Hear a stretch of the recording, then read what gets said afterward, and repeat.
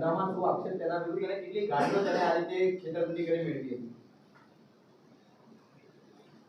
2 દિવસ પહેલાં crime branch ખાતે આરોપી પ્રિન્સ કનુભાઈ મિસ્ત્રીના વિરુદ્ધમાં ગુનો નોંધવામાં આવેલો છે ઇપિકો કલમ 406 420 મુજબનો।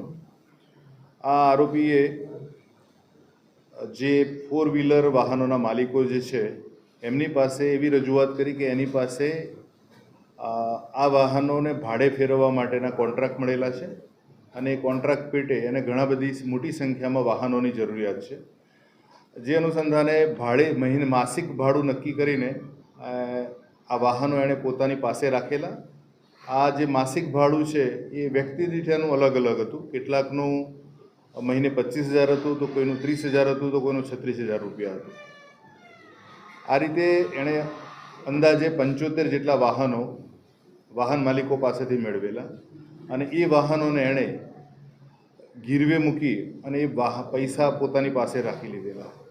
જ્યારે વાહન માલિકોએ ભાડાની માગણી કરી ત્યારે એણે શરૂઆતમાં એની જે પરિસ્થિતિ, જે પ્રાથમિક તપાસમાં જે માહિતી મળી છે એ મુજબ એને પોતાને દેવું થયેલું હતું। એ દેવું ચૂકવવા માટે એણે શરૂઆતમાં 5 વાહનો આ રીતે ગીરવે મૂક્યા।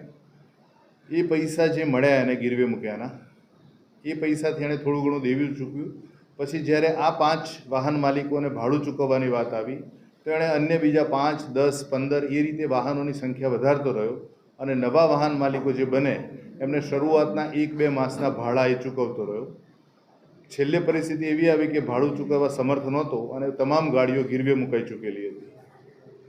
આરોપી જે છે પ્રિન્સ મિસ્ત્રી એ શરૂઆતમાં ખાનગી કંપનીઓના અને અન્ય સંસ્થાઓના હોર્ડિંગ્સ બનાવવાનું કામ કરતો હતો અને એમાં એની કેપેસિટી બહાર એણે અમુક કોન્ટ્રાક્ટ લીધેલા અને એમાં એને આર્થિક તંગી ઊભી થયેલી અને દેવામાં ઉતરી ગયેલો અને એમાંથી બહાર આવવા માટે એણે આ પ્રવૃત્તિનો સહારો લીધેલો। અત્યારે આ તપાસમાં કુલ 76 વાહનો પૈકી 35 વાહનો રિકવર કરવામાં આવ્યા છે, આરોપીની અટકાયત કરવામાં આવી છે અને લગભગ તમામ વાહનો આવનારા 2 દિવસમાં રિકવર થઈ જશે। આરોપી અત્યારે આ વાહનો અથવા તો એની સાથે જે ગીરવે મૂકેલા અને જે ગીરવે રાખનાર વ્યક્તિઓ જે છે એની સંપૂર્ણ તપાસ અત્યારે હાથ ધરાઈ રહેલ છે કે આ સિવાય પણ અન્ય કોઈ બીજા વિશ્વાસઘાત કે છેતરપિંડીના એણે કોઈ ગુનાઓ કરેલા છે કે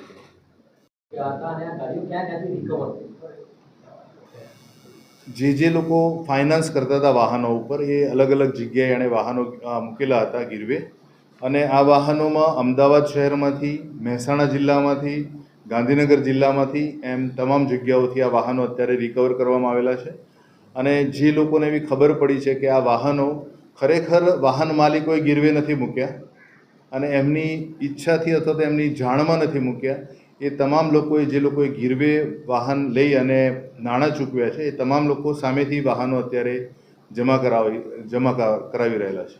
ગઈકાલે પબ્લિકનો આક્ષેપ હતો જે લોકોની ગાડીઓ છે કે તેમની ગાડીઓ જ્યારે તેઓ જીપીએસ લોકેશનના આધારે જોવા ગયા ત્યારે તેના અંદર બ્લડ અને ગાયના વાળ અથવા તો મળમૂત્ર મળી આવ્યું છે, તો કોઈ અન્ય ગુનાની અંદર આ ગાડીનો ઉપયોગ થયો છે કે અથવા ત્યારે કોઈ તપાસ કરી? હાલ સુધીમાં જે 35 4 વ્હીલર અલગ અલગ મોડલના જે રિકવર કરેલા છે એ તમામ વાહનોમાં જે પ્રકારે એક જાણવા મળેલું છે કે વાહનોનો કોઈ દુરુપયોગ થયેલો છે કે ગુનામાં ઉપયોગ થયેલો છે, તો એ અંગે જેટલા વાહનો અહીંયા આવ્યા છે એની FSL ટીમ મારફતે ફોરેન્સિક જાંચ કરાયા પછી જ જમા લેવામાં આવે છે અને એમાંથી જે પણ પરીક્ષણમાં જે આવશે અહેવાલ એ આધારે આગળની કાર્યવાહી હાથ ધરાશે।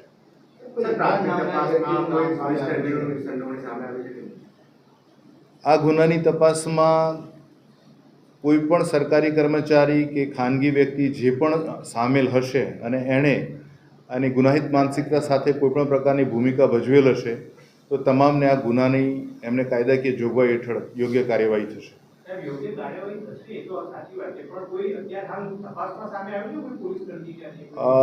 ગુનો નોંધાયાથી આજ દિન સુધીમાં એવી સ્પષ્ટ પુરાવા સાથેની કોઈ માહિતી સામે આવી નથી।